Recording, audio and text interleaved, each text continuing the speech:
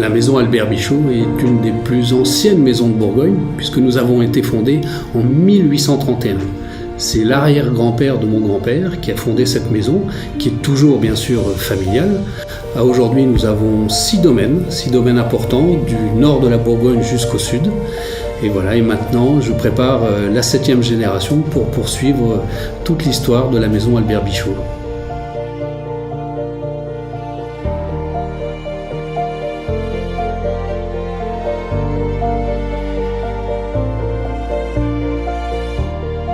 Je suis directeur technique de la maison Albert Bichot.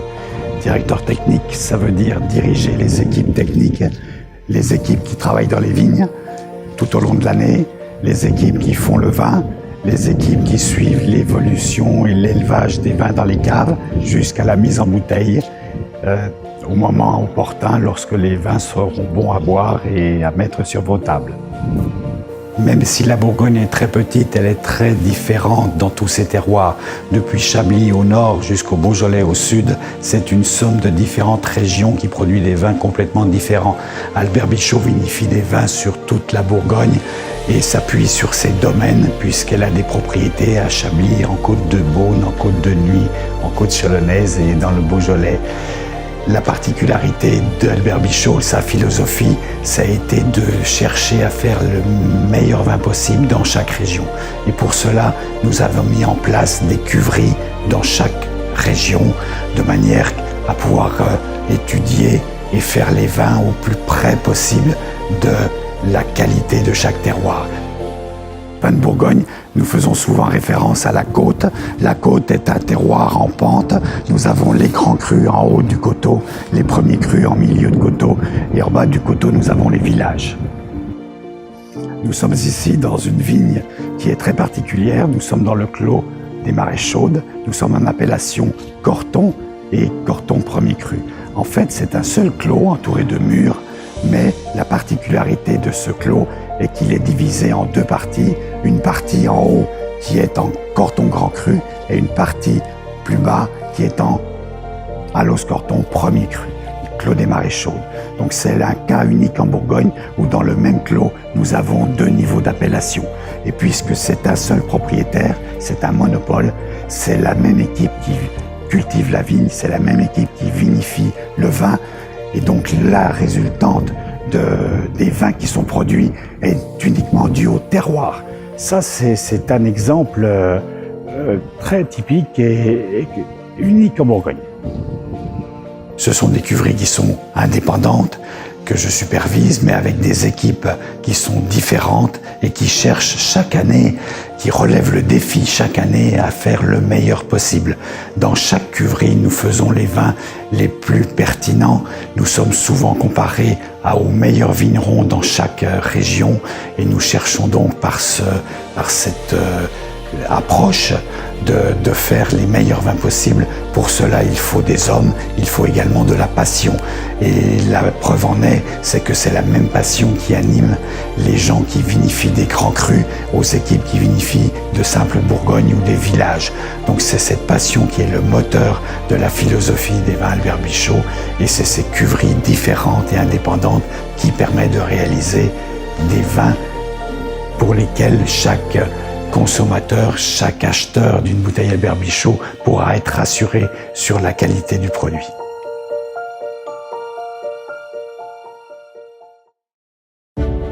Le style des vins de Long de Paquis est basé sur plusieurs choses. La première, c'est la recherche de fruits, évidemment, et de plaisir. Ce sont des vins que l'on va partager ensemble. Donc il va y avoir une notion de plaisir et d'expression.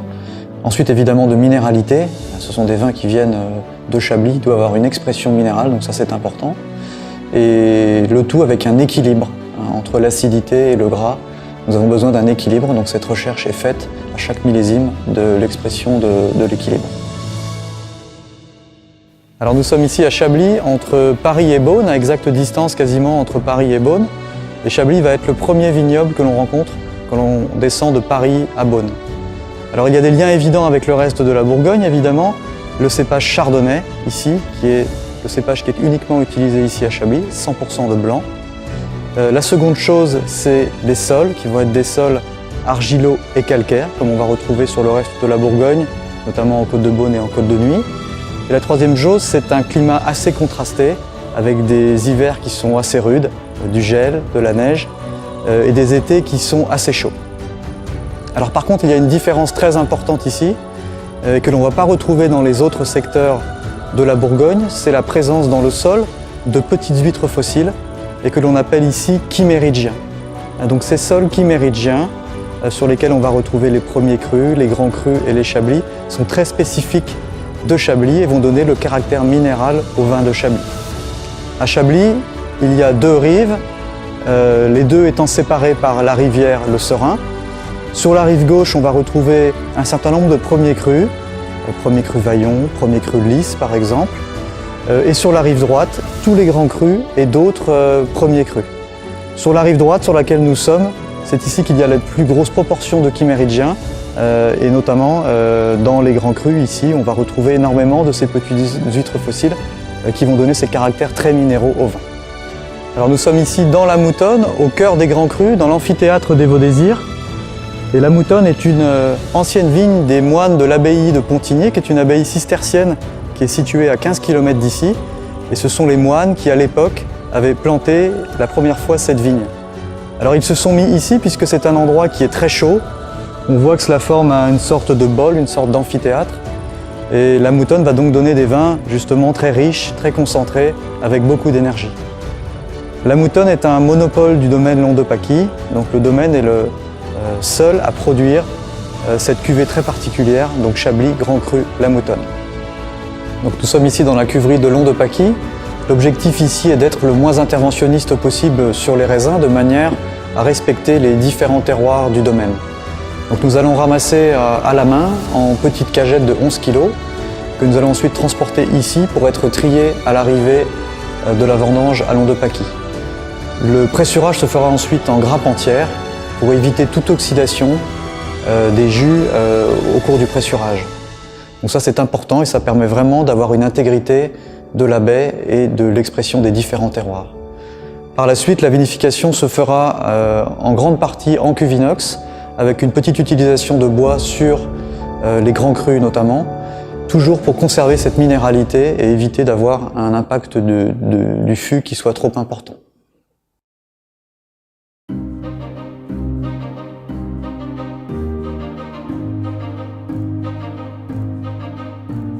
Nous sommes ici en Côte de Nuit. Cette côte s'est formée il y a 35 millions d'années par l'effondrement de la Bresse et a laissé le plateau calcaire former une cuesta. Ce plateau est formé de plusieurs couches qui vont être différentes, mais en Côte de Nuit, on trouve une grande richesse en calcaire et en argile très calcaire. Cette côte est plus étroite que la côte de Beaune, mais elle est aussi traversée par de petites failles dont l'érosion a déversé des éléments de calcaire au travers de la plaine. On a aussi une richesse en argile plus au nord de la côte, en direction des Chambertins, mais ici à Nuits-Saint-Georges nous sommes peut-être plus calcaires encore et est très ensoleillée puisque exposée au sud. C'est une côte qui voit l'expansion du pinot noir parce que le climat est très adapté à ce cépage et il y a un peu de chardonnay mais beaucoup moins qu'en Côte de Beaune par exemple. C'est une côte donc étroite, mais une côte très riche par la diversité de son terroir et avec des sols différents qui permettent d'exprimer toutes les qualités du pinot noir tout en restant sur cette notion de calcaire très importante. Toutes les vendanges de la maison sont faites à la main. Les raisins arrivent en caisse et sont triés sur table ici. Chaque baie est scrutée et triée. Nous éraflons cette vendange tout en respectant le fruit pour garder des baies entières et les mettre en cuve délicatement pour respecter l'intégrité du fruit. Nous allons cuver dans ces cuves traditionnelles en bois, à froid dans un premier temps pour révéler les arômes de fruits et après, lors des vinifications et de la fermentation, nous allons pratiquer du pigeage manuel pour extraire les tanins.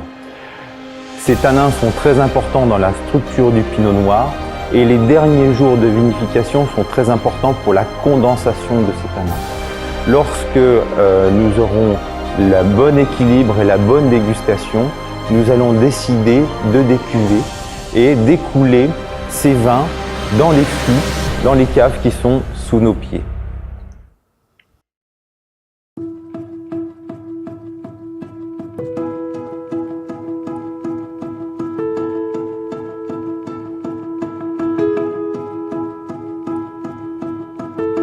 Notre travail en tant que viticulteur, c'est de respecter et de tout faire pour que la plante soit en harmonie avec son terroir, de manière à ce que les fruits qu'elle va nous donner soient l'expression du terroir. On va l'aider à se défendre, mais on ne va pas l'assister. On est ici sur un terroir de Côte-de-Beaune. Nous pratiquons la viticulture biologique parce qu'on pense que c'est quelque chose qui aide la plante à s'harmoniser avec son climat. Ce terroir de Côte-de-Beaune, il y a une grande diversité de terroirs, plus ou moins de calcaire, plus ou moins d'argile, parfois des sables, des terres qui se prêtent plus à des grands blancs ou d'autres plus à des grands rouges. Voilà, on a un grand choix, mais c'est l'expérience qui fait que l'on va faire du blanc ou du rouge. Mais ce qu'il faut surtout, c'est que le fruit soit le résultat de l'équilibre entre la plante et son terroir.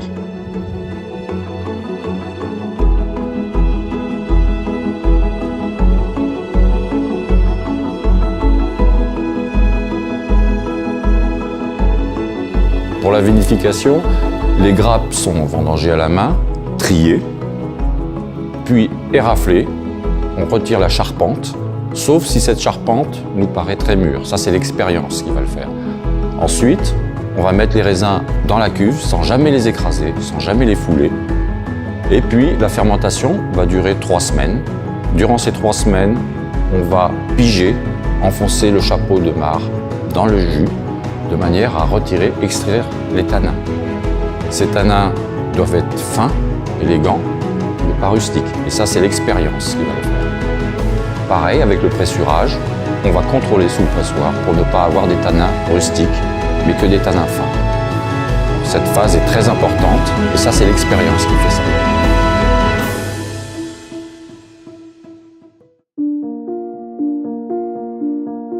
L'avenir de la maison Albert Bichot, c'est bien sûr de continuer tout ce qu'on a entrepris depuis des années et des années, c'est-à-dire surtout chercher à toujours faire des vins meilleurs, à accroître toujours la qualité et pourquoi pas à étendre même nos domaines viticoles, si possible acquérir de nouvelles vignes et puis toujours chercher vraiment la précision dans les vins, chercher à faire toujours un vin d'excellence et puis bien sûr de transmettre ce savoir aux générations, à la génération future. C'est ça l'avenir de la maison Albert Bichot pour les 10 ans ou 15 ans qui viennent.